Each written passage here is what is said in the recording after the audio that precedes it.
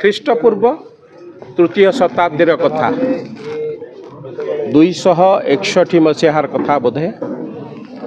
ସେତେବେଳେ ଗୋଟିଏ ମାର ସମ୍ମାନ ପାଇଁ ଏ ଜାତି ପୁରା ସମ୍ପୂର୍ଣ୍ଣ ଭାବେ ଛିଡ଼ା ହୋଇଥିଲା। ଏକ ଯୁଦ୍ଧ, ଏକ ବିରାଟ କଳିଙ୍ଗ ଯୁଦ୍ଧରେ ସେ ନାମିତ ହୋଇଥିଲା। 100 ନୁହେଁ କି 1000 ନୁହେଁ, ଲକ୍ଷାଧିକ ଓଡ଼ିଆ ଯୁବକ ସେଦିନ ଗୋଟିଏ ମାର ସମ୍ମାନ ପାଇଁ ଯୁଦ୍ଧ କରିଥିଲେ ଏବଂ ଏ ପାଖରେ ଥିବା ଦୟା ନଦୀର ନୀଳବର୍ଣ୍ଣ ନଦୀର ପାଣି ସେଦିନ ଲୋହିତ ବର୍ଣ୍ଣ ଧାରଣ କରିଥିଲା। ଏ ହେଉଛି ମୋ ମାଟିର ଇତିହାସ, ଏ ହେଉଛି ମୋ ଜାଗ୍ରତ ମାଟିର ଶ୍ରେଷ୍ଠ କଥା। ଏ କେବଳ ଓଡ଼ିଶାବାସୀଙ୍କର ସ୍ୱର ନୁହେଁ, ଏକ ଶ୍ରେଷ୍ଠ ଜାତିର ସ୍ୱର, ଏକ ଶ୍ରେଷ୍ଠ ମାଟିର ସ୍ୱର, ଯେଉଁ କଥାକୁ ଇତିହାସରେ ଲେଖାଯାଇଛି। ଏ ମାଟିକି ଚିପୁଡ଼ି ଦେଲେ ରକ୍ତ ନିଗିଡ଼ି ପଡ଼େ।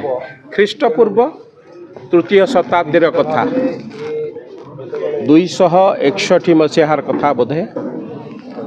ସେତେବେଳେ ଗୋଟିଏ ମାର ସମ୍ମାନ ପାଇଁ ଏ ଜାତି ପୁରା ସମ୍ପୂର୍ଣ୍ଣ ଭାବେ ଛିଡ଼ା ହୋଇଥିଲା। ଏକ ଯୁଦ୍ଧ, ଏକ ବିରାଟ କଳିଙ୍ଗ ଯୁଦ୍ଧରେ ସେ ନାମିତ ହୋଇଥିଲା।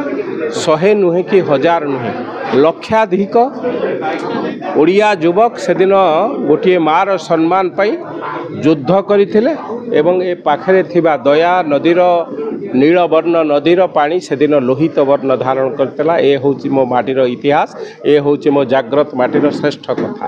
ଏ କଥାକୁ ନେଇକି ଆମେ ଯେତେ ଗର୍ବ ଅନୁଭବ କରୁ, ଏ କଥାକୁ ସାଧାରଣ ଲୋକଙ୍କ ପାଖେ ପହଞ୍ଚାଇବାକୁ ଆଜିକି ପାଖାପାଖି 2500 ବର୍ଷ ତଳର କଥା। ମୋ ମାଟିକି, ମୋ ଜାତିକି ନେଇକି ଯେତେବେଳେ ମୁଁ ଗର୍ବ ଅନୁଭବ କରୁଛି, ମୋ ମାଟିର ବୀରତ୍ୱର କଥା ଆମର ନୂଆ ପିଢ଼ି ଯୁବପିଢ଼ିମାନେ ମଧ୍ୟ ଶିଖିବାର ଦେଖିବାର ସମୟ ଆସିଛି। ଏ ମାଟି କେବେ କାହା ପାଖରେ, ଏ ଜାତି କେବେ କାହା ପାଖରେ ମୁଣ୍ଡ ନୁଆଇ ନାହିଁ।